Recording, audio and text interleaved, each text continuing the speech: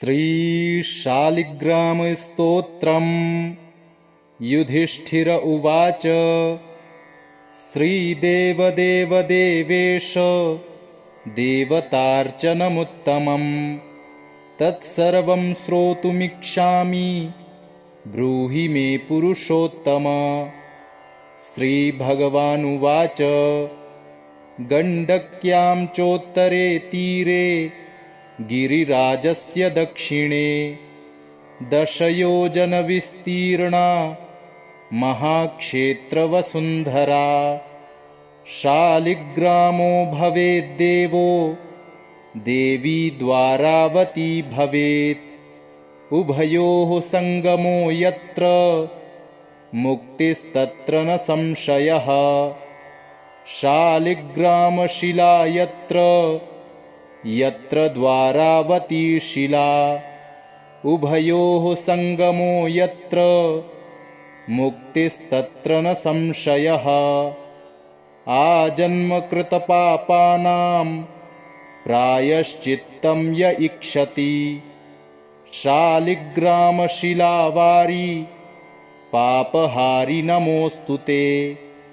अकालमृत्युहरणं सर्वव्याधिविनाशनं विष्णोः पादोदकं पीत्वा शिरसा धारयाम्यहम्। शङ्खमध्ये स्थितं तोयं भ्रामितं केशवोपरि।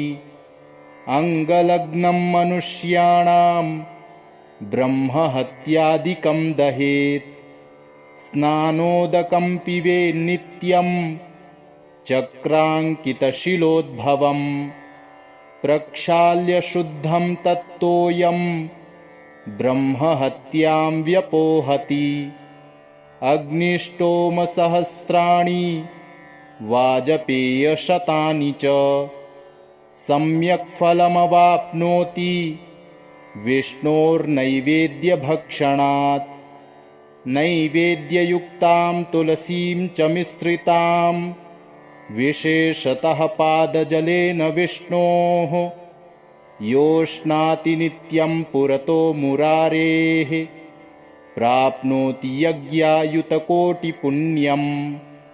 खण्डिताः स्फुटिता भिन्ना वह्निदग्धास्तथैव च। शालिग्रामशिला यत्र तत्र दोषो न विद्यते। न मन्त्रः पूजनं नैव न तीर्थं न च भावना। न स्तुतिरनोपचारश्च शालिग्रामशिलार्चने। ब्रह्महत्यादिकं पापं मनोवाक्कायसम्भवम्। शीघ्रं नश्यति तत्सर्वं शालिग्रामशिलार्चनात्। नानावर्णमयं चैव नानाभोगेन वेष्टितं। तथा वरप्रसादेन लक्ष्मीकान्तं वदाम्यहम्।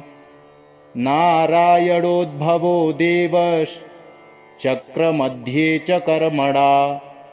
तथा वरप्रसादेन लक्ष्मीकान्तं वदाम्यहम्। कृष्णे शिलातले यत्र सूक्ष्मं चक्रं च दृश्यते। सौभाग्यं सन्ततिं धत्ते सर्वसौख्यं ददाति च। वासुदेवस्य चिह्नानि दृष्ट्वा पापैः प्रमुच्यते।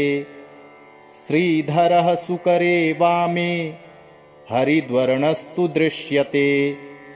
वराहरूपिणं देवं कूर्माङ्गैरपि चिह्नितं। गोपदं तत्र दृश्येत वाराहं वामनं तथा। पीतवर्णं तु देवानां रक्तवर्णं भयावहं। नारसिंहो भवेद्देवो मोक्षदं च प्रकीर्तितं। शङ्खचक्रगदाकूर्माः शङ्खो यत्र प्रदृश्यते। शङ्खवर्णस्य देवानां वामे देवस्य लक्षणं दामोदरं तथा स्थूलं मध्ये चक्रं प्रतिष्ठितं पूर्णद्वारेण संकीर्णा पीतरेखा च दृश्यते छत्राकारे भवेद्राज्यं वर्तुले च महाश्रियः चिपिटे च महादुःखं शूलाग्रे तु रणं ध्रुवं ललाटे शेषभोगस्तु शिरोपरि सुकाञ्चनं चक्रकाञ्चनवरदानां वामदेवस्य लक्षणं वामपार्श्वे च वै चक्रे कृष्णवर्णस्तु पिङ्गलं लक्ष्मीनृसिंहदेवानां पृथग्वर्णस्तु दृश्यते लम्बोष्ठे च दरिद्रं स्यात् पिङ्गले हानिरेव च लग्नचक्रे भवेद्याधिर्विदारे मरणं ध्रुवं पादोदकं च निर्माल्यं मस्तके धारयेत् सदा विष्णोर्दृष्टं भक्षितव्यं तुलसीदलमिश्रितं कल्पकोटिसहस्राणि वैकुण्ठे वसते सदा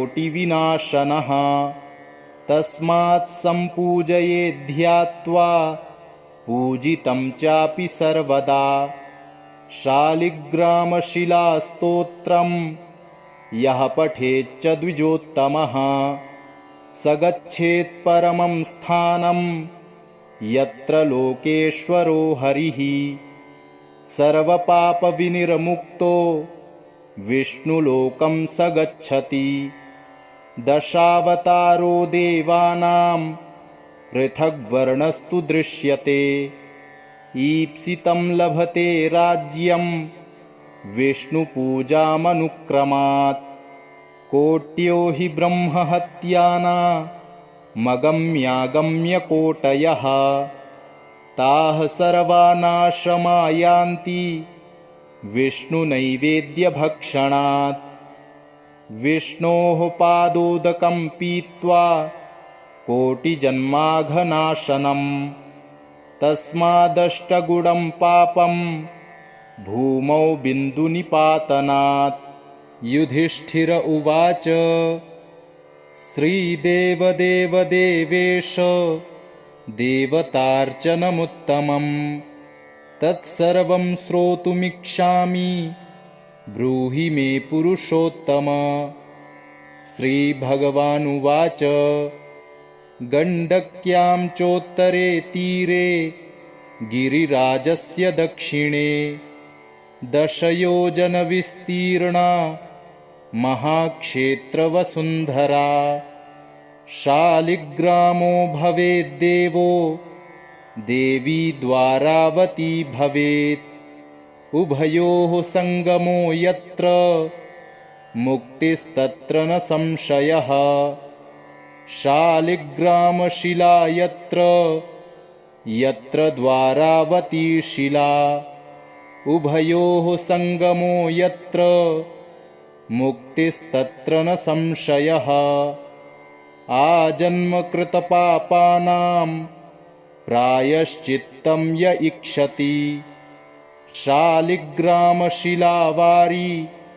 पापहारि नमोऽस्तु ते अकालमृत्युहरणं सर्वव्याधिविनाशनं विष्णोः पादोदकं पीत्वा शिरसा धारयाम्यहम् शङ्खमध्ये स्थितं तोयं भ्रामितं केशवोपरि अङ्गलग्नं मनुष्याणां ब्रह्महत्यादिकं दहेत् स्नानोदकं पिबेन्नित्यं चक्राङ्कितशिलोद्भवं प्रक्षाल्य शुद्धं तत्तोयं ब्रह्महत्यां व्यपोहति अग्निष्टोमसहस्राणि वाजपेयशतानि च सम्यक् फलमवाप्नोति विष्णोर्नैवेद्यभक्षणात्।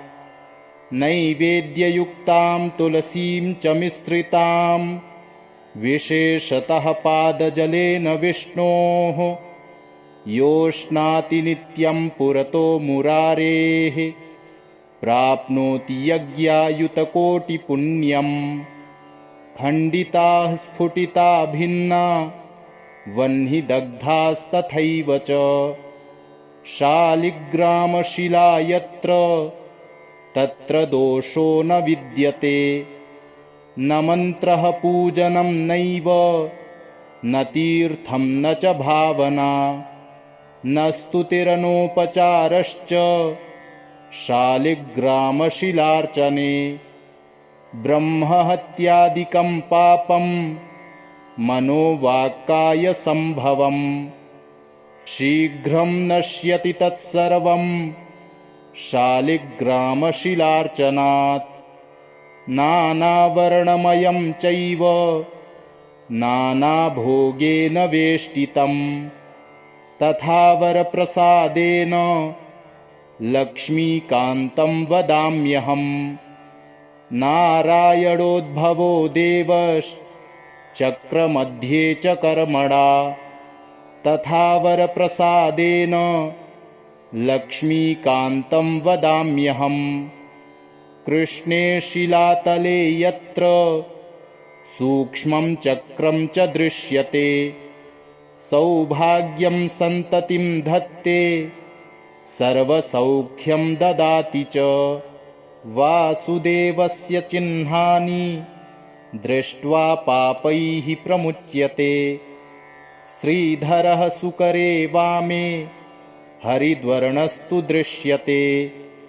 वराहरूपिणं देवं कूर्माङ्गैरपि चिह्नितं गोपदं तत्र दृश्येत वाराहं वामनं तथा। पीतवर्णं तु देवानां रक्तवर्णं भयावहं।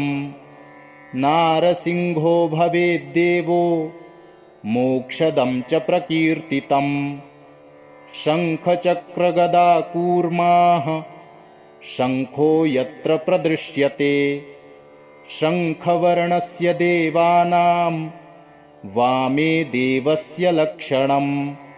दामोदरं तथा स्थूलं मध्ये चक्रं प्रतिष्ठितं पूर्णद्वारेण संकीर्णा पीतरेखा च दृश्यते। छत्राकारे भवेद्राज्यं वर्तुले च महाश्रियः चिपिटे च महादुःखं शूलाग्रे तु रणं ध्रुवं। ललाटे शेषभोगस्तु शिरोपरि सुकाञ्चनं चक्रकाञ्चनवरदानां वामदेवस्य लक्षणम्। वामपार्श्वे च वै चक्रे कृष्णवर्णस्तु पिङ्गलम्। लक्ष्मीनृसिंहदेवानां पृथग्वर्णस्तु दृश्यते। लम्बोष्ठे च दरिद्रं स्यात् पिङ्गले हानिरेव च। लग्नचक्रे भवेद्याधिर्विदारे मरणं ध्रुवम्। पादोदकं च निर्माल्यं मस्तके धारयेत् सदा। विष्णोर्दृष्टं भक्षितव्यं तुलसीदलमिश्रितं। कल्पकोटिसहस्राणि वैकुण्ठे वसते सदा। शालिग्रामशिलाबिन्दुर्हत्याकोटिविनाशनः तस्मात् सम्पूजयेद्ध्यात्वा पूजितं चापि सर्वदा। शालिग्रामशिलास्तोत्रं यः पठेच्च द्विजोत्तमः स गच्छेत् परमं स्थानं यत्र लोकेश्वरो हरिः। सर्वपापविनिर्मुक्तो विष्णुलोकं स गच्छति। दशावतारो देवानां पृथग्वर्णस्तु दृश्यते। ईप्सितं लभते राज्यं विष्णुपूजामनुक्रमात्। कोट्यो हि ब्रह्महत्यानामगम्यागम्यकोटयः ताः सर्वा नाशमायान्ति विष्णुनैवेद्यभक्षणात्। विष्णोः पादोदकं पीत्वा कोटिजन्माघनाशनम् तस्मादष्टगुणं पापं भूमौ बिन्दुनिपातनात्। युधिष्ठिर उवाच श्रीदेवदेवदेवेश देवतार्चनमुत्तमम् तत्सर्वं श्रोतुमिच्छामि ब्रूहि मे पुरुषोत्तम। श्रीभगवानुवाच गण्डक्यां चोत्तरे तीरे गिरिराजस्य दक्षिणे 10 योजनविस्तीर्णा महाक्षेत्रवसुन्धरा। शालिग्रामो भवेद्देवो देवी द्वारावती भवेत्। उभयोः सङ्गमो यत्र मुक्तिस्तत्र न संशयः। शालिग्रामशिला यत्र यत्र द्वारावती शिला। उभयोः सङ्गमो यत्र मुक्तिस्तत्र न संशयः। आजन्मकृतपापानां प्रायश्चित्तं य इक्षति। शालिग्रामशिलावारी पापहारि नमोऽस्तु ते। अकालमृत्युहरणं सर्वव्याधिविनाशनं विष्णोः पादोदकं पीत्वा शिरसा धारयाम्यहम्। शङ्खमध्ये स्थितं तोयं भ्रामितं केशवोपरि। अङ्गलग्नं मनुष्याणां ब्रह्महत्यादिकं दहेत्। स्नानोदकं पिबेन्नित्यं चक्राङ्कितशिलोद्भवम्। प्रक्षाल्य शुद्धं तत्तोयं ब्रह्महत्यां व्यपोहति। अग्निष्टोमसहस्राणि वाजपेयशतानि च सम्यक् फलमवाप्नोति विष्णोर्नैवेद्यभक्षणात्। नैवेद्ययुक्तां तुलसीं च मिश्रितां विशेषतः पादजलेन विष्णोः योष्णाति नित्यं पुरतो मुरारेः प्राप्नोति यज्ञायुतकोटिपुण्यम्। खण्डिताः स्फुटिता भिन्ना वह्निदग्धास्तथैव च। शालिग्रामशिला यत्र तत्र दोषो न विद्यते। न मन्त्रः पूजनं नैव न तीर्थं न च भावना न स्तुतिरनोपचारश्च शालिग्रामशिलार्चने। ब्रह्महत्यादिकं पापं मनोवाक्कायसम्भवम् शीघ्रं नश्यति तत्सर्वं शालिग्रामशिलार्चनात्। नानावर्णमयं चैव नानाभोगेन वेष्टितं तथा वरप्रसादेन लक्ष्मीकान्तं वदाम्यहम्। नारायणोद्भवो देवश्चक्रमध्ये च कर्मणा तथा वरप्रसादेन लक्ष्मीकान्तं वदाम्यहम्। कृष्णे शिलातले यत्र सूक्ष्मं चक्रं च दृश्यते सौभाग्यं सन्ततिं धत्ते सर्वसौख्यं ददाति च। वासुदेवस्य चिह्नानि दृष्ट्वा पापैः प्रमुच्यते। श्रीधरः सुकरे वामे हरिद्वर्णस्तु दृश्यते। वराहरूपिणं देवं कूर्माङ्गैरपि चिह्नितं।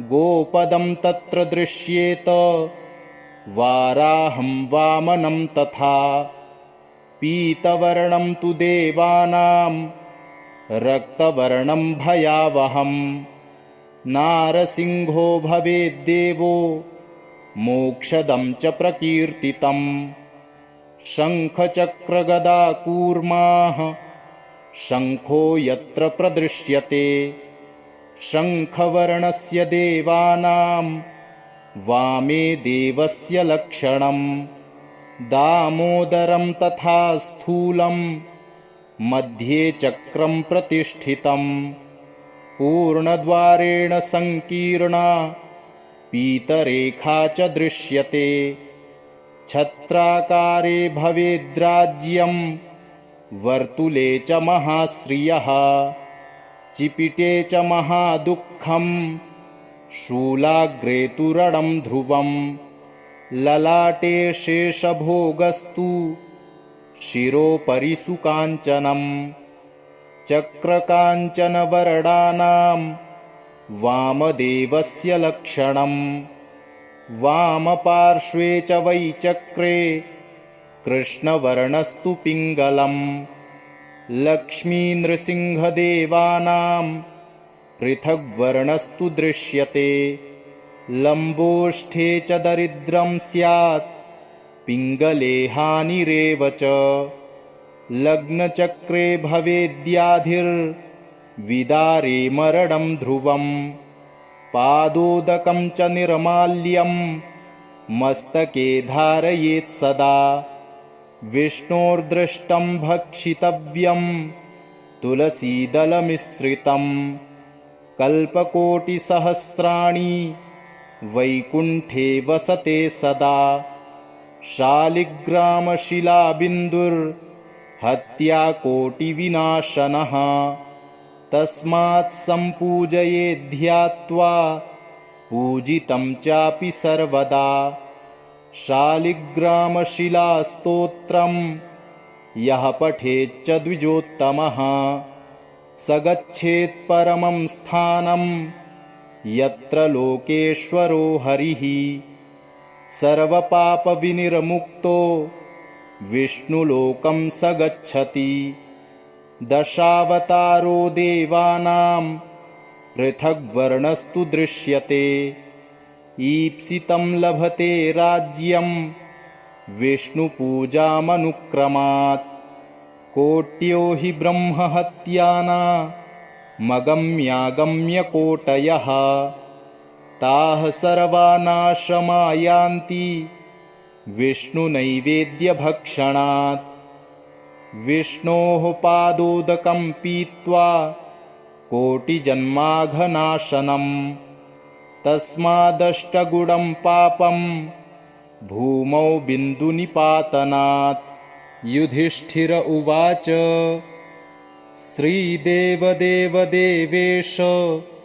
देवतार्चनमुत्तमं तत्सर्वं श्रोतुमिच्छामि ब्रूहि मे पुरुषोत्तम श्रीभगवानुवाच गण्डक्यां चोत्तरे तीरे गिरिराजस्य दक्षिणे 10 योजनविस्तीर्णा महाक्षेत्रवसुन्धरा शालिग्रामो भवेद्देवो देवी द्वारावती भवेत् उभयोः सङ्गमो यत्र मुक्तिस्तत्र न संशयः शालिग्रामशिला यत्र द्वारावती शिला उभयोः सङ्गमो यत्र मुक्तिस्तत्र न संशयः आजन्मकृतपापानां प्रायश्चित्तं य इक्षति शालिग्रामशिलावारी पापहारि नमोऽस्तु ते अकालमृत्युहरणं सर्वव्याधिविनाशनं विष्णोः पादोदकं पीत्वा शिरसा धारयाम्यहम् शङ्खमध्ये स्थितं तोयं भ्रामितं केशवोपरि अङ्गलग्नं मनुष्याणां ब्रह्महत्यादिकं दहेत् स्नानोदकं पिबेन्नित्यं चक्राङ्कितशिलोद्भवं प्रक्षाल्य शुद्धं तत्तोऽयं ब्रह्महत्यां व्यपोहति अग्निष्टोमसहस्राणि वाजपेयशतानि च सम्यक् फलमवाप्नोति विष्णोर्नैवेद्यभक्षणात् नैवेद्ययुक्तां तुलसीं च मिश्रितां विशेषतः पादजलेन विष्णोः योष्णाति नित्यं पुरतो मुरारेः प्राप्नोति यज्ञायुतकोटिपुण्यं खण्डिताः स्फुटिता भिन्ना वह्निदग्धास्तथैव च शालिग्रामशिला यत्र तत्र दोषो न विद्यते न मन्त्रः पूजनं नैव न तीर्थं न च भावना न स्तुतिरनोपचारश्च शालिग्रामशिलार्चने ब्रह्महत्यादिकं पापं मनोवाक्कायसम्भवं शीघ्रं नश्यति तत्सर्वं शालिग्रामशिलार्चनात् नानावर्णमयं चैव नानाभोगेन वेष्टितं तथा वरप्रसादेन लक्ष्मीकान्तं वदाम्यहम् नारायणोद्भवो देवश्चक्रमध्ये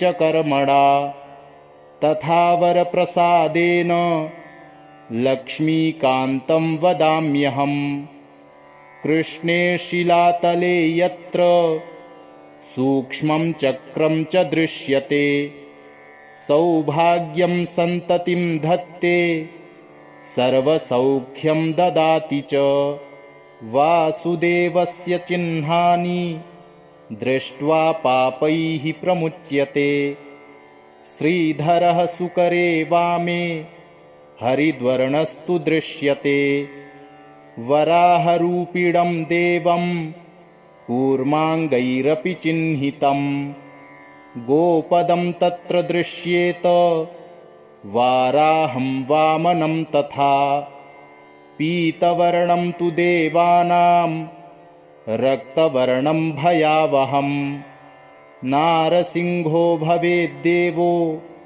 मोक्षदं च प्रकीर्तितं शङ्खचक्रगदाकूर्माः शङ्खो यत्र प्रदृश्यते शङ्खवर्णस्य देवानां वामे देवस्य लक्षणं दामोदरं तथा स्थूलं मध्ये चक्रं प्रतिष्ठितं पूर्णद्वारेण संकीर्णा पीतरेखा च दृश्यते छत्राकारे भवेद्राज्यं वर्तुले च महाश्रियः चिपिटे च महादुःखं शूलाग्रे तु रणं ध्रुवं ललाटे शेषभोगस्तु शिरोपरि सुकाञ्चनं चक्रकाञ्चनवरदानां वामदेवस्य लक्षणं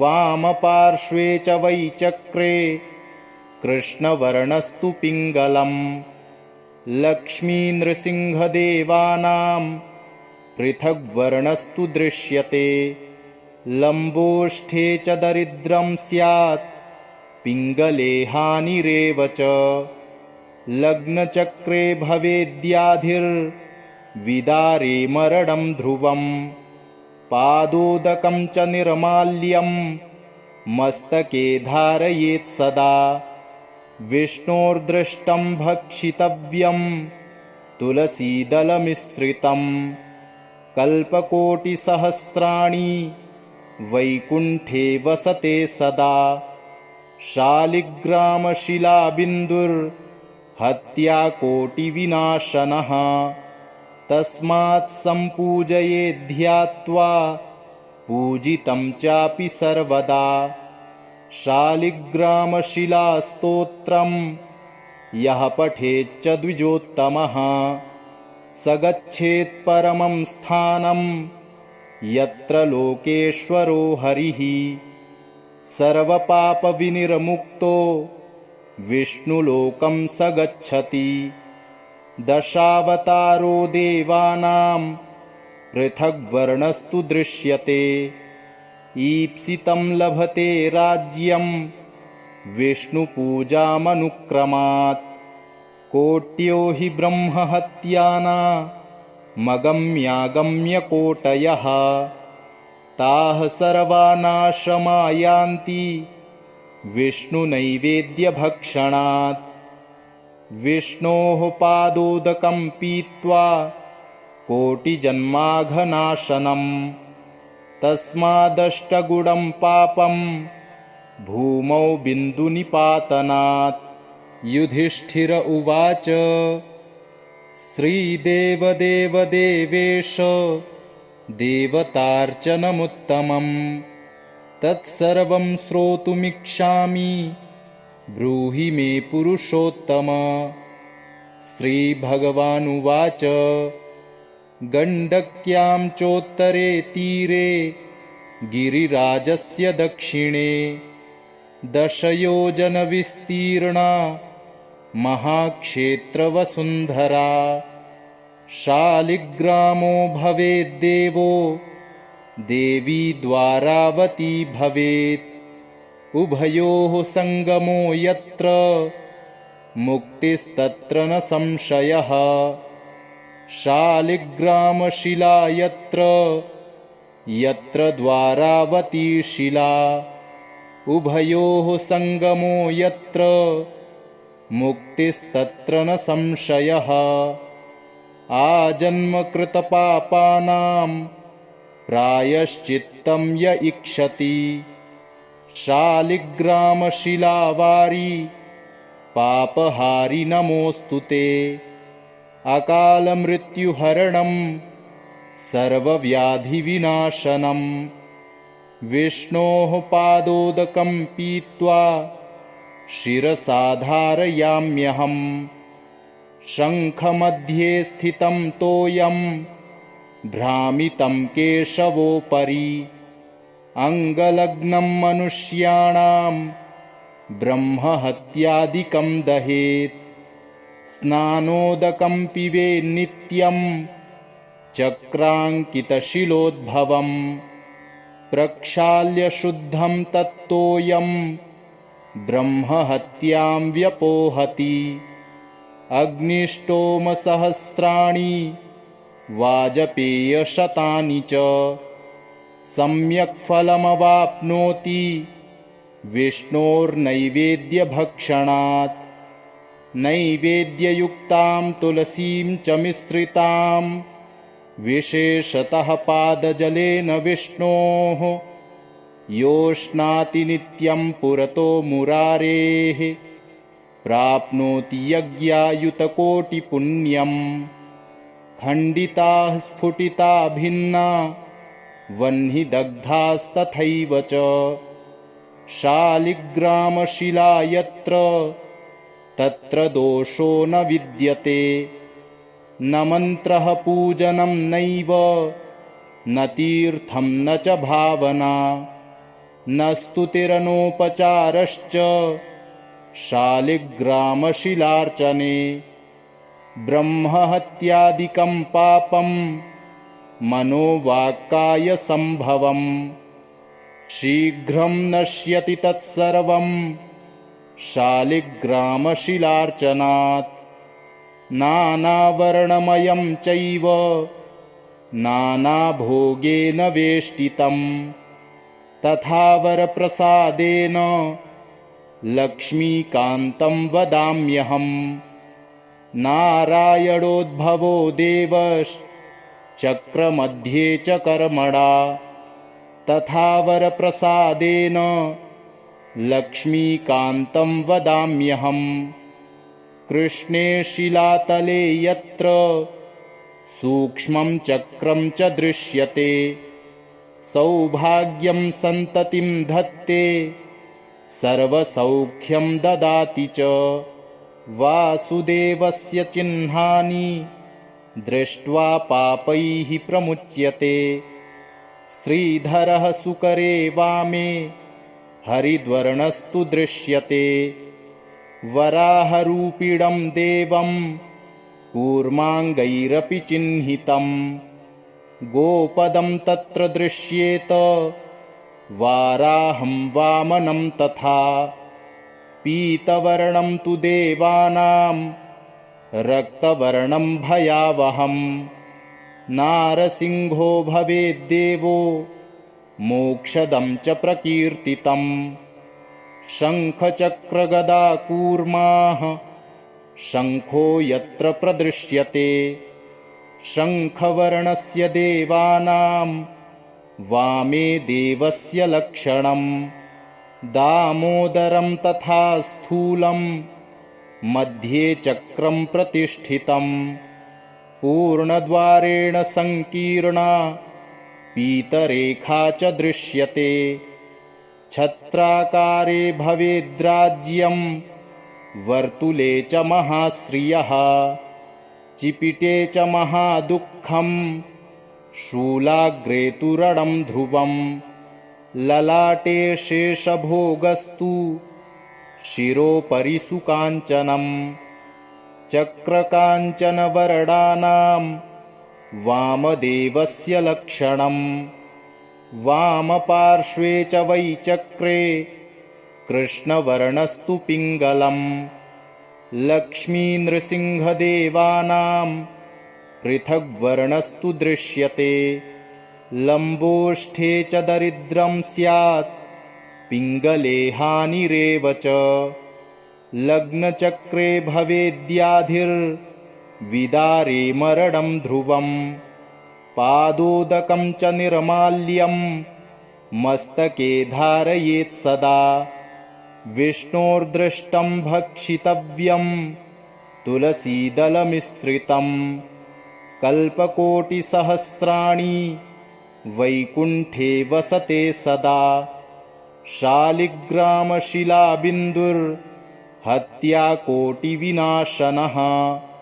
तस्मात् सम्पूजयेद्ध्यात्वा पूजितं चापि सर्वदा।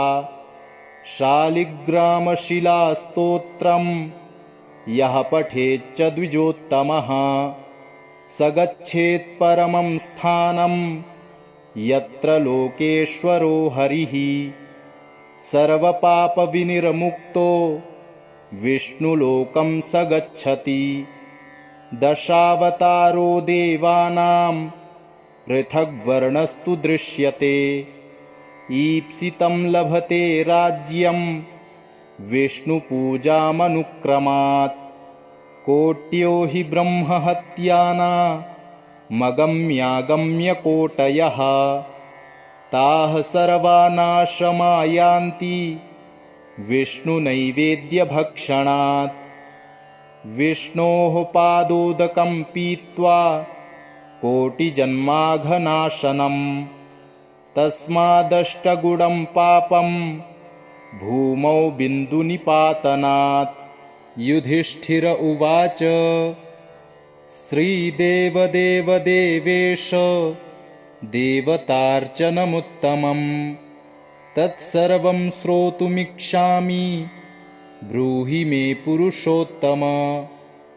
श्रीभगवानुवाच गण्डक्यां चोत्तरे तीरे गिरिराजस्य दक्षिणे 10 योजनविस्तीर्णा महाक्षेत्रवसुन्धरा।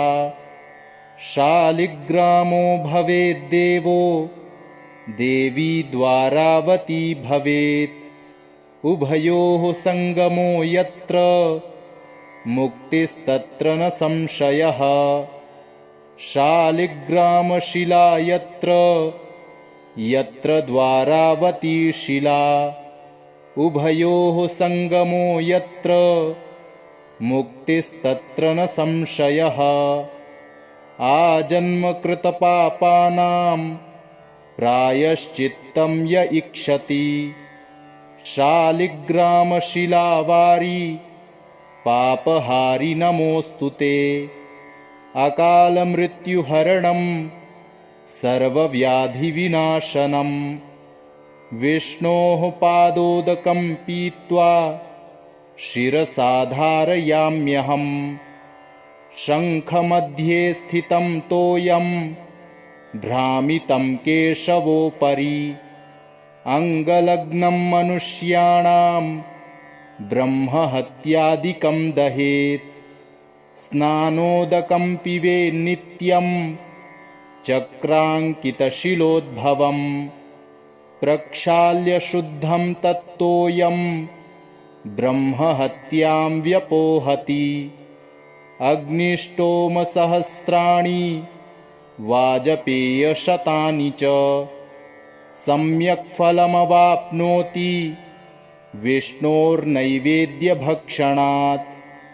नैवेद्ययुक्तां तुलसीं च मिश्रितां विशेषतः पादजलेन विष्णोः योष्णाति नित्यं पुरतो मुरारेः प्राप्नोति यज्ञायुतकोटिपुण्यम्। खण्डिताः स्फुटिता भिन्ना वह्निदग्धास्तथैव च शालिग्रामशिला यत्र तत्र दोषो न विद्यते। न मन्त्रः पूजनं नैव न तीर्थं न च भावना न स्तुतिरनोपचारश्च शालिग्रामशिलार्चने। ब्रह्महत्यादिकं पापं मनोवाक्कायसम्भवं शीघ्रं नश्यति तत्सर्वं शालिग्रामशिलार्चनात्। नानावर्णमयं चैव नानाभोगेन वेष्टितं तथा वरप्रसादेन लक्ष्मीकान्तं वदाम्यहम्। नारायणोद्भवो देवश्चक्रमध्ये च कर्मणा तथा वरप्रसादेन लक्ष्मीकान्तं वदाम्यहम्। कृष्णे शिलातले यत्र सूक्ष्मं चक्रं च दृश्यते सौभाग्यं सन्ततिं धत्ते सर्वसौख्यं ददाति च। वासुदेवस्य चिह्नानि दृष्ट्वा पापैः प्रमुच्यते। श्रीधरः सुकरे वामे हरिद्वर्णस्तु दृश्यते। वराहरूपिणं देवं कूर्माङ्गैरपि चिह्नितं गोपदं तत्र दृश्येत वाराहं वामनं तथा। पीतवर्णं तु देवानां रक्तवर्णं भयावहं नारसिंहो भवेद्देवो मोक्षदं च प्रकीर्तितम्। शङ्खचक्रगदाकूर्माः शङ्खो यत्र प्रदृश्यते शङ्खवर्णस्य देवानां वामे देवस्य लक्षणं। दामोदरं तथा स्थूलं मध्ये चक्रं प्रतिष्ठितं पूर्णद्वारेण संकीर्णा पीतरेखा च दृश्यते। छत्राकारे भवेद्राज्यं वर्तुले च महाश्रियः चिपिटे च महादुःखं शूलाग्रे तु रणं ध्रुवं। ललाटे शेषभोगस्तु शिरोपरि सुकाञ्चनं चक्रकाञ्चनवरदानां वामदेवस्य लक्षणं। वामपार्श्वे च वै चक्रे कृष्णवर्णस्तु पिङ्गलं। लक्ष्मीनृसिंहदेवानां पृथग्वर्णस्तु दृश्यते। लम्बोष्ठे च दरिद्रं स्यात् पिङ्गले हानिरेव च। लग्नचक्रे भवेद्याधिर्विदारे मरणं ध्रुवम्। पादोदकं च निर्माल्यं मस्तके धारयेत् सदा। विष्णोर्दृष्टं भक्षितव्यं तुलसीदलमिश्रितं कल्पकोटिसहस्राणि वैकुण्ठे वसते सदा शालिग्रामशिलाबिन्दुर्हत्याकोटिविनाशनः तस्मात् सम्पूजयेत् ध्यात्वा पूजितं चापि सर्वदा शालिग्रामशिलास्तोत्रं यः पठेच्च द्विजोत्तमः स गच्छेत् परमं स्थानं यत्र लोकेश्वरो हरिः सर्वपापविनिर्मुक्तो विष्णुलोकं स गच्छति दशावतारो देवानां पृथग्वर्णस्तु दृश्यते ईप्सितं लभते राज्यं विष्णुपूजामनुक्रमात् कोट्यो हि ब्रह्महत्यानामगम्यागम्यकोटयः ताः सर्वा नाशमायान्ति विष्णुनैवेद्यभक्षणात् विष्णोः पादोदकं पीत्वा कोटिजन्माघनाशनं तस्मादष्टगुणं पापं भूमौ बिन्दुनिपातनात् युधिष्ठिर उवाच श्रीदेवदेवदेवेश देवतार्चनमुत्तमं तत्सर्वं श्रोतुमिच्छामि ब्रूहि मे पुरुषोत्तम श्रीभगवानुवाच गण्डक्यां चोत्तरे तीरे गिरिराजस्य दक्षिणे 10 योजनविस्तीर्णा महाक्षेत्रवसुन्धरा शालिग्रामो भवेद्देवो देवी द्वारावती भवेत् उभयोः सङ्गमो यत्र मुक्तिस्तत्र न संशयः शालिग्रामशिला यत्र यत्र द्वारावती शिला उभयोः सङ्गमो यत्र मुक्तिस्तत्र न संशयः आजन्मकृतपापानां प्रायश्चित्तं य इक्षति शालिग्रामशिलावारी पापहारि नमोऽस्तु ते अकालमृत्युहरणं सर्वव्याधिविनाशनं विष्णोः पादोदकं पीत्वा शिरसा धारयाम्यहम् शङ्खमध्ये स्थितं तोयं भ्रामितं केशवोपरि अङ्गलग्नं मनुष्याणां ब्रह्महत्यादिकं दहेत् स्नानोदकं पिबेन्नित्यं चक्राङ्कितशिलोद्भवं प्रक्षाल्य शुद्धं तत्तोयं ब्रह्महत्यां व्यपोहति अग्निष्टोमसहस्राणि वाजपेयशतानि च सम्यक् फलमवाप्नोति विष्णोर्नैवेद्यभक्षणात् नैवेद्ययुक्तां तुलसीं च मिश्रितां विशेषतः पादजलेन विष्णोः योष्णाति नित्यं पुरतो मुरारेः प्राप्नोति यज्ञायुतकोटिपुण्यं खण्डिताः स्फुटिता भिन्ना वह्निदग्धास्तथैव च शालिग्रामशिला यत्र तत्र दोषो न विद्यते न मन्त्रः पूजनं नैव न तीर्थं न च भावना न स्तुतिरनोपचारश्च शालिग्रामशिलार्चने ब्रह्महत्यादिकं पापं मनोवाक्कायसम्भवं शीघ्रं नश्यति तत्सर्वं शालिग्रामशिलार्चनात् नानावर्णमयं चैव नानाभोगेन वेष्टितं तथा वरप्रसादेन लक्ष्मीकान्तं वदाम्यहम्। नारायणोद्भवो देवश्चक्रमध्ये च कर्मणा, तथा वरप्रसादेन लक्ष्मीकान्तं वदाम्यहम्। कृष्णे शिलातले यत्र सूक्ष्मं चक्रं च दृश्यते, सौभाग्यं सन्ततिं धत्ते सर्वसौख्यं ददाति च। वासुदेवस्य चिह्नानि दृष्ट्वा पापैः प्रमुच्यते, श्रीधरः सुकरे वामे हरिद्वर्णस्तु दृश्यते।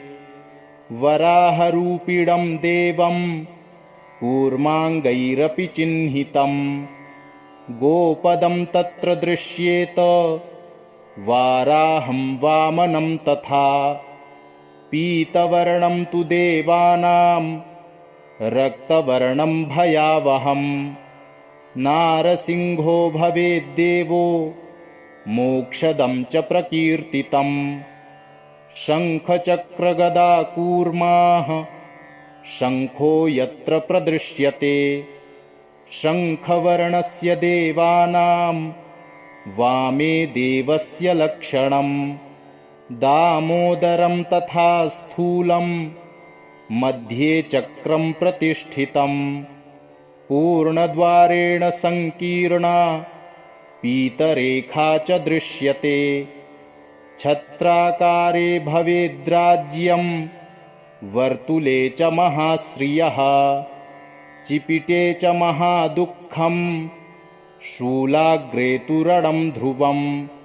ललाटे शेषभोगस्तु शिरोपरि सुकाञ्चनं, चक्रकाञ्चनवर्णानां वामदेवस्य लक्षणं। वामपार्श्वे च वै चक्रे कृष्णवर्णस्तु पिङ्गलं। लक्ष्मीनृसिंहदेवानां पृथग्वर्णस्तु दृश्यते, लम्बोष्ठे च दरिद्रं स्यात् पिङ्गले हानिरेव च। लग्नचक्रे भवेद्याधिर्विदारे मरणं ध्रुवं, पादोदकं च निर्माल्यं मस्तके धारयेत् सदा।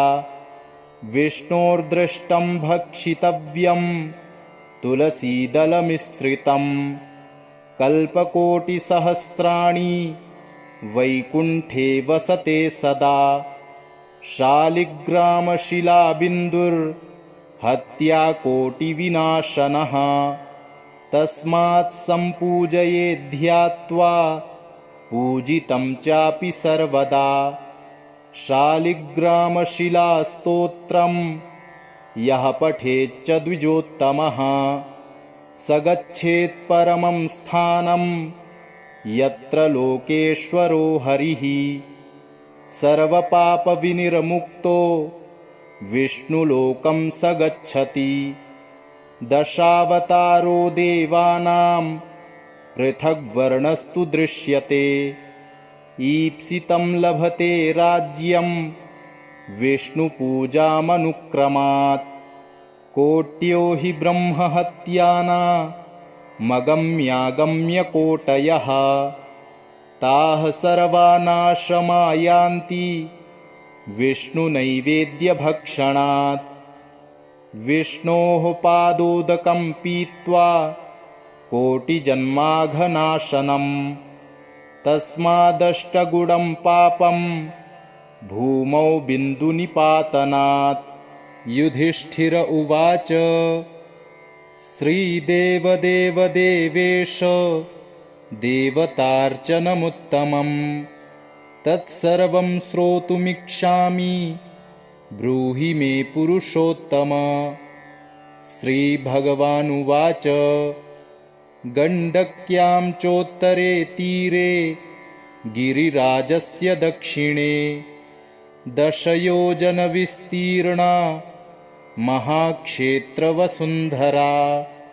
शालिग्रामो भवेद्देवो देवी द्वारावती भवेत्, उभयोः सङ्गमो यत्र मुक्तिस्तत्र न संशयः। शालिग्रामशिला यत्र यत्र द्वारावती शिला, उभयोः संगमो यत्र मुक्तिस्तत्र न संशयः। आजन्मकृतपापानां प्रायश्चित्तं य इक्षति, शालिग्रामशिलावारी पापहारि नमोऽस्तु ते। अकालमृत्युहरणं सर्वव्याधिविनाशनं, विष्णोः पादोदकं पीत्वा शिरसा धारयाम्यहम्। शङ्खमध्ये स्थितं तोयं भ्रामितं केशवोपरि, अङ्गलग्नं मनुष्याणां ब्रह्महत्यादिकं दहेत्। स्नानोदकं पिबेन्नित्यं चक्राङ्कितशिलोद्भवं, प्रक्षाल्य शुद्धं तत्तोयं ब्रह्महत्यां व्यपोहति। अग्निष्टोमसहस्राणि वाजपेयशतानि च सम्यक् फलमवाप्नोति विष्णोर्नैवेद्यभक्षणात्। नैवेद्ययुक्तां तुलसीं च मिश्रितां विशेषतः पादजलेन विष्णोः योष्णाति नित्यं पुरतो मुरारेः, प्राप्नोति यज्ञायुतकोटिपुण्यं। खण्डिताः स्फुटिता भिन्ना वह्निदग्धास्तथैव च, शालिग्रामशिला यत्र तत्र दोषो न विद्यते। न मन्त्रः पूजनं नैव न तीर्थं न च भावना, न स्तुतिरनोपचारश्च शालिग्रामशिलार्चने। ब्रह्महत्यादिकं पापं मनोवाक्कायसम्भवं, शीघ्रं नश्यति तत्सर्वं शालिग्रामशिलार्चनात्। नानावर्णमयं चैव नानाभोगेन वेष्टितं, तथा वरप्रसादेन लक्ष्मीकान्तं वदाम्यहम्। नारायणोद्भवो देवश्चक्रमध्ये च कर्मणा, तथा वरप्रसादेन लक्ष्मीकान्तं वदाम्यहम्। कृष्णे शिलातले यत्र सूक्ष्मं चक्रं च दृश्यते, सौभाग्यं सन्ततिं धत्ते सर्वसौख्यं ददाति च। वासुदेवस्य चिह्नानि दृष्ट्वा पापैः प्रमुच्यते, श्रीधरः सुकरे वामे हरिद्वर्णस्तु दृश्यते। वराहरूपिणं देवं कूर्माङ्गैरपि चिह्नितं, गोपदं तत्र दृश्येत वाराहं वामनं तथा। पीतवर्णं तु देवानां रक्तवर्णं भयावहं, नारसिंहो भवेद्देवो मोक्षदं च प्रकीर्तितं। शङ्खचक्रगदाकूर्माः शङ्खो यत्र प्रदृश्यते, शङ्खवर्णस्य देवानां वामे देवस्य लक्षणं। दामोदरं तथा स्थूलं मध्ये चक्रं प्रतिष्ठितं, पूर्णद्वारेण संकीर्णा पीतरेखा च दृश्यते। छत्राकारे भवेद्राज्यं वर्तुले च महाश्रियः, चिपिटे च महादुःखं शूलाग्रे तु रणं ध्रुवं। ललाटे शेषभोगस्तु शिरोपरि सुकाञ्चनं, चक्रकाञ्चनवरदानां वामदेवस्य लक्षणं। वामपार्श्वे च वै चक्रे कृष्णवर्णस्तु पिङ्गलम्, लक्ष्मीनृसिंहदेवानां पृथग्वर्णस्तु दृश्यते। लम्बोष्ठे च दरिद्रं स्यात् पिङ्गले हानिरेव च। लग्नचक्रे भवेद्याधिर्विदारे मरणं ध्रुवम्। पादोदकं च निर्माल्यं मस्तके धारयेत् सदा। विष्णोर्दृष्टं भक्षितव्यं तुलसीदलमिश्रितं। कल्पकोटिसहस्राणि वैकुण्ठे वसते सदा। शालिग्रामशिलाबिन्दुर्हत्याकोटिविनाशनः। तस्मात् सम्पूजयेद्ध्यात्वा पूजितं चापि सर्वदा। शालिग्रामशिलास्तोत्रं यः पठेच्च द्विजोत्तमः स गच्छेत् परमं स्थानं यत्र लोकेश्वरो हरिः। सर्वपापविनिर्मुक्तो विष्णुलोकं स गच्छति। दशावतारो देवानां पृथग्वर्णस्तु दृश्यते। ईप्सितं लभते राज्यं विष्णुपूजामनुक्रमात्। कोट्यो हि ब्रह्महत्यानामगम्यागम्यकोटयः। ताः सर्वा नाशमायान्ति विष्णुनैवेद्यभक्षणात्। विष्णोः पादोदकं पीत्वा कोटिजन्माघनाशनम्। तस्मादष्टगुणं पापं भूमौ बिन्दुनिपातनात्। युधिष्ठिर उवाच श्रीदेवदेवदेवेश देवतार्चनमुत्तमम्। तत्सर्वं श्रोतुमिच्छामि ब्रूहि मे पुरुषोत्तम। श्रीभगवानुवाच गण्डक्यां चोत्तरे तीरे गिरिराजस्य दक्षिणे 10 योजनविस्तीर्णा महाक्षेत्रवसुन्धरा। शालिग्रामो भवेद्देवो देवी द्वारावती भवेत्। उभयोः सङ्गमो यत्र मुक्तिस्तत्र न संशयः। शालिग्रामशिला यत्र यत्र द्वारावती शिला। उभयोः सङ्गमो यत्र मुक्तिस्तत्र न संशयः। आजन्मकृतपापानां प्रायश्चित्तं य इक्षति। शालिग्रामशिलावारी पापहारि नमोऽस्तु ते। अकालमृत्युहरणं सर्वव्याधिविनाशनं। विष्णोः पादोदकं पीत्वा शिरसा धारयाम्यहम्। शङ्खमध्ये स्थितं तोयं भ्रामितं केशवोपरि। अङ्गलग्नं मनुष्याणां ब्रह्महत्यादिकं दहेत्। स्नानोदकं पिबेन्नित्यं चक्राङ्कितशिलोद्भवम्। प्रक्षाल्य शुद्धं तत्तोयं ब्रह्महत्यां व्यपोहति।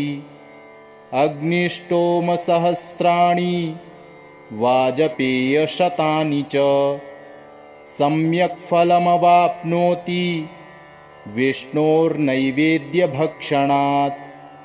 नैवेद्ययुक्तां तुलसीं च मिश्रितां विशेषतः पादजलेन विष्णोः योष्णाति नित्यं पुरतो मुरारेः। प्राप्नोति यज्ञायुतकोटिपुण्यम्। खण्डिताः स्फुटिता भिन्ना वह्निदग्धास्तथैव च। शालिग्रामशिला यत्र तत्र दोषो न विद्यते। न मन्त्रः पूजनं नैव न तीर्थं न च भावना। न स्तुतिरनोपचारश्च शालिग्रामशिलार्चने। ब्रह्महत्यादिकं पापं मनोवाक्कायसम्भवम् शीघ्रं नश्यति तत्सर्वं शालिग्रामशिलार्चनात् नानावर्णमयं चैव नानाभोगेन वेष्टितं तथा वरप्रसादेन लक्ष्मीकान्तं वदाम्यहम् नारायणोद्भवो देवश्चक्रमध्ये च कर्मणा तथा वरप्रसादेन लक्ष्मीकान्तं वदाम्यहम् कृष्णे शिलातले यत्र सूक्ष्मं चक्रं च दृश्यते सौभाग्यं सन्ततिं धत्ते सर्वसौख्यं ददाति च वासुदेवस्य चिह्नानि दृष्ट्वा पापैः प्रमुच्यते श्रीधरः सुकरे वामे हरिद्वर्णस्तु दृश्यते वराहरूपिणं देवं कूर्माङ्गैरपि चिह्नितं गोपदं तत्र दृश्येत वाराहं वामनं तथा पीतवर्णं तु देवानां रक्तवर्णं भयावहं नारसिंहो भवेद्देवो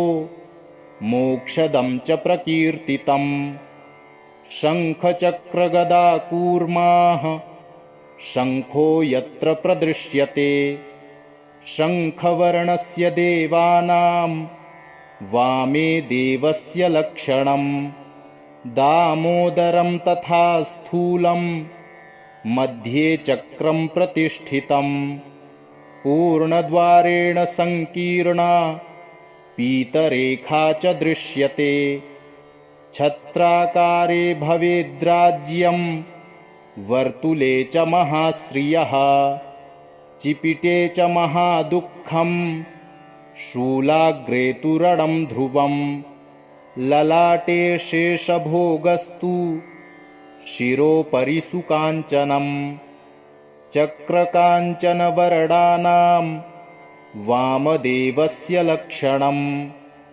वामपार्श्वे च वै चक्रे कृष्णवर्णस्तु पिङ्गलं लक्ष्मीनृसिंहदेवानां पृथग्वर्णस्तु दृश्यते लम्बोष्ठे च दरिद्रं स्यात् पिङ्गले हानिरेव च लग्नचक्रे भवेद्याधिर्विदारे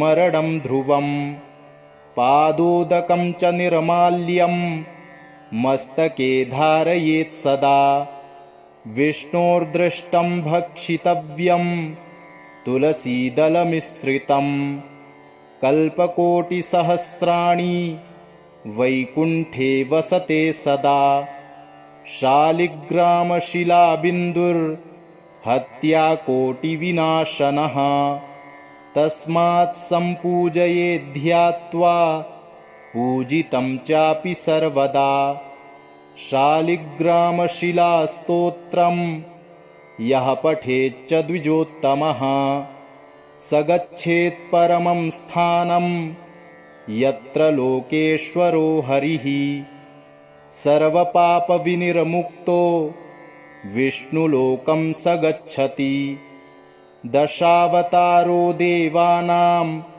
पृथग्वर्णस्तु दृश्यते ईप्सितं लभते राज्यं विष्णुपूजामनुक्रमात् कोट्यो हि ब्रह्महत्यानामगम्यागम्यकोटयः ताः सर्वा नाशमायान्ति विष्णुनैवेद्यभक्षणात् विष्णोः पादोदकं पीत्वा कोटिजन्माघनाशनं तस्मादष्टगुणं पापं भूमौ बिन्दुनिपातनात् युधिष्ठिर उवाच श्रीदेवदेवदेवेश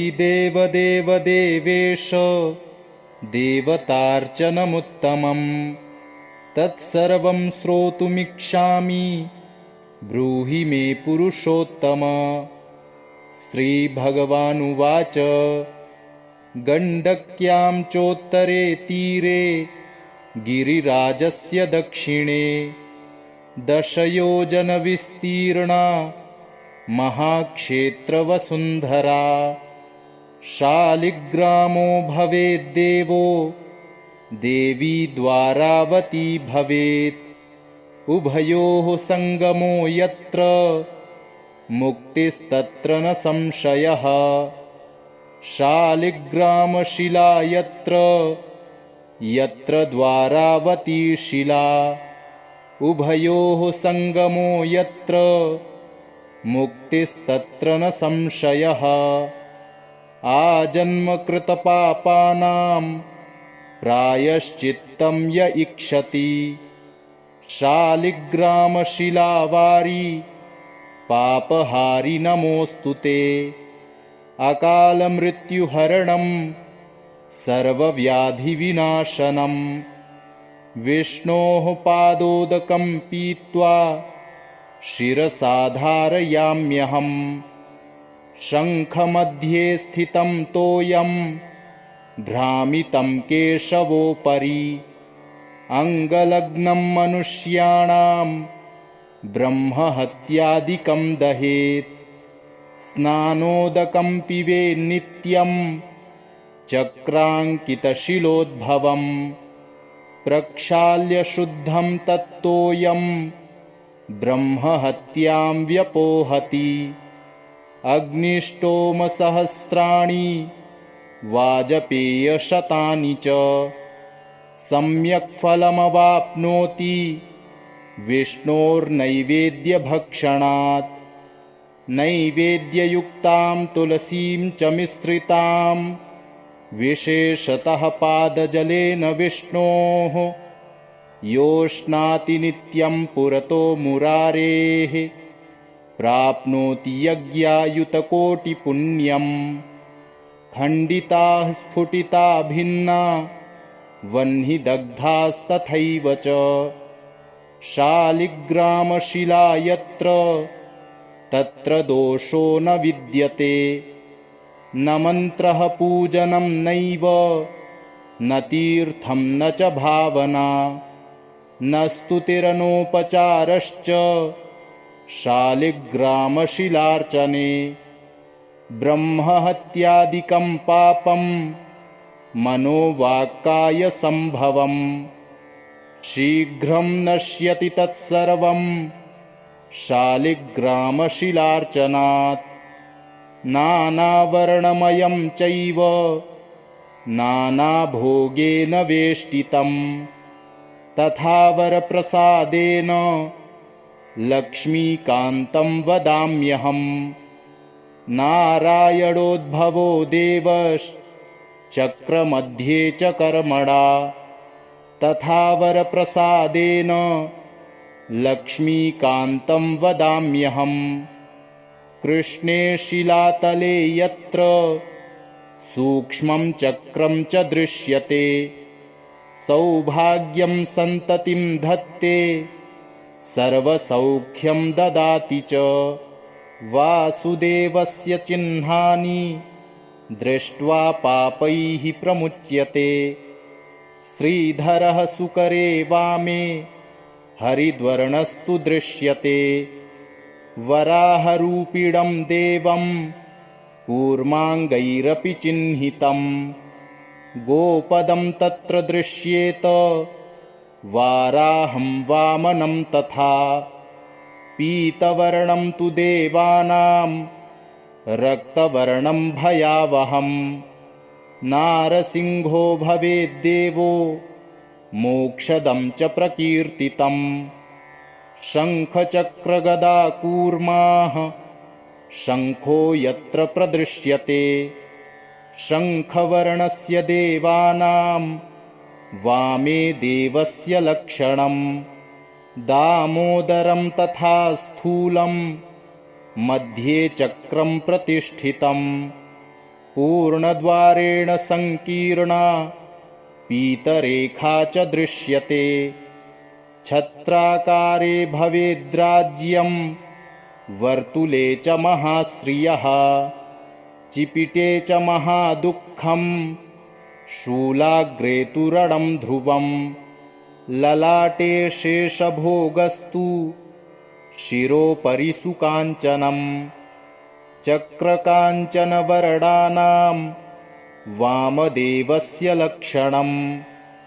वामपार्श्वे च वै चक्रे कृष्णवर्णस्तु पिङ्गलं लक्ष्मीनृसिंहदेवानां पृथग्वर्णस्तु दृश्यते लम्बोष्ठे च दरिद्रं स्यात् पिङ्गले हानिरेव च लग्नचक्रे भवेद्याधिर्विदारे मरणं ध्रुवं पादोदकं च निर्माल्यं मस्तके धारयेत् सदा विष्णोर्दृष्टं भक्षितव्यं तुलसीदलमिश्रितं कल्पकोटिसहस्राणि वैकुण्ठे वसते सदा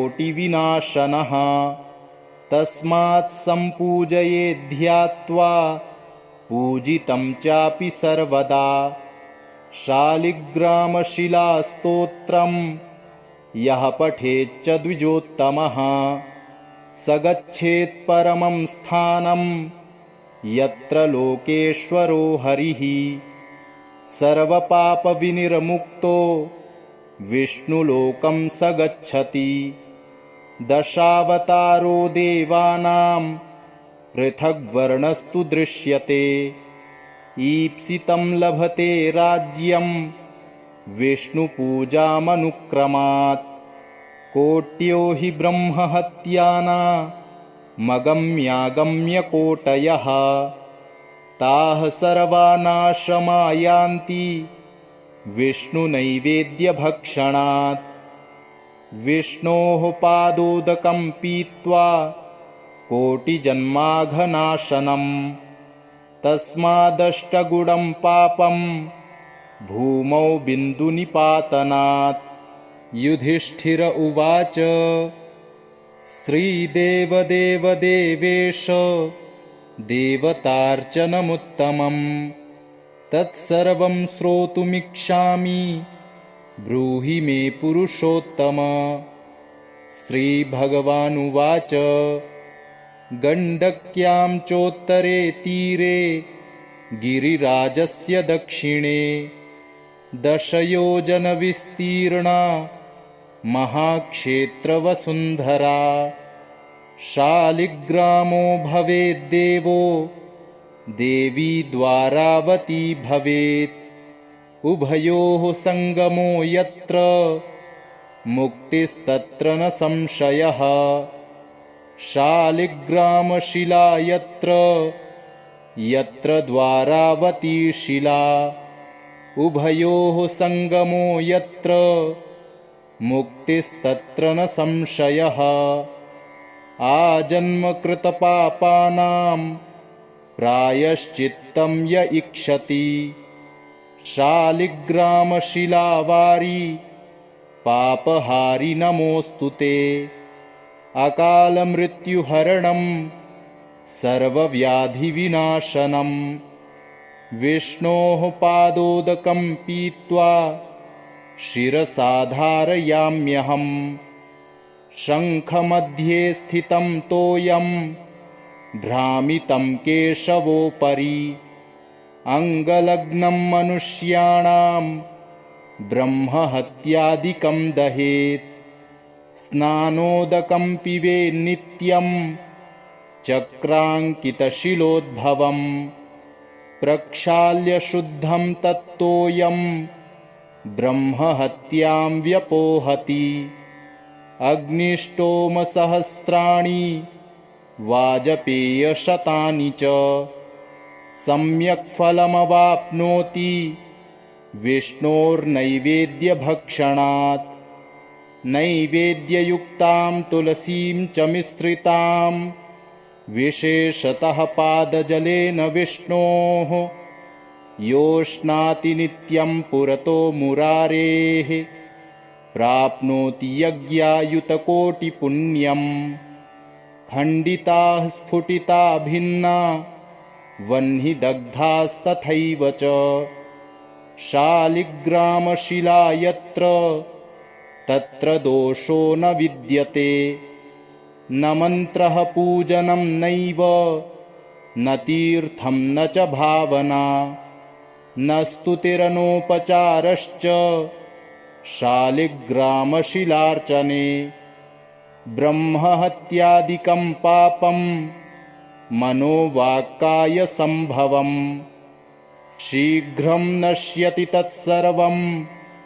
शालिग्रामशिलार्चनात् नानावर्णमयं चैव नानाभोगेन वेष्टितं तथा वरप्रसादेन लक्ष्मीकान्तं वदाम्यहम् नारायणोद्भवो देवश्चक्रमध्ये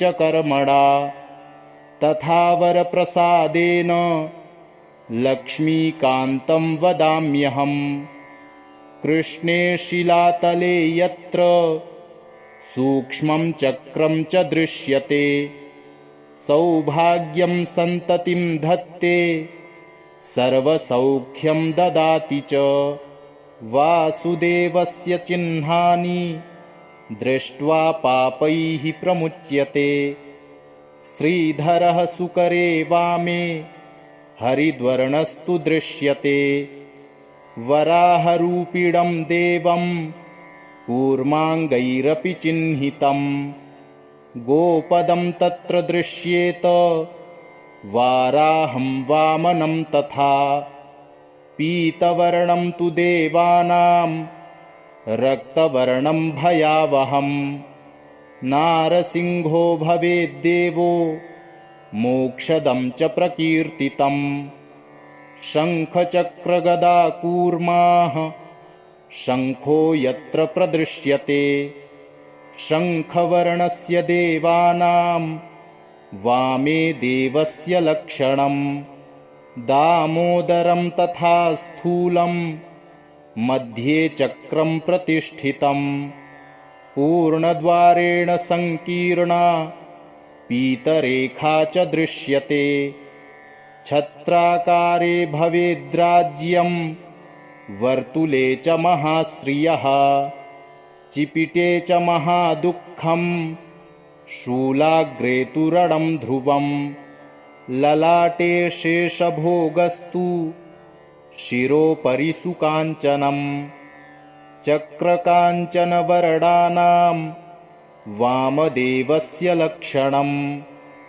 वामपार्श्वे च वै चक्रे कृष्णवर्णस्तु पिङ्गलं लक्ष्मीनृसिंहदेवानां पृथग्वर्णस्तु दृश्यते लम्बोष्ठे च दरिद्रं स्यात् पिङ्गले हानिरेव च लग्नचक्रे भवेद्याधिर्विदारे मरणं ध्रुवं पादोदकं च निर्माल्यं मस्तके धारयेत् सदा विष्णोर्दृष्टं भक्षितव्यं तुलसीदलमिश्रितं कल्पकोटिसहस्राणि वैकुण्ठे वसते सदा शालिग्रामशिलाबिन्दुर्हत्याकोटिविनाशनः तस्मात् सम्पूजयेद्ध्यात्वा पूजितं चापि सर्वदा शालिग्रामशिलास्तोत्रं यः पठेच्च द्विजोत्तमः स गच्छेत् परमं स्थानं यत्र लोकेश्वरो हरिः सर्वपापविनिर्मुक्तो विष्णुलोकं स गच्छति दशावतारो देवानां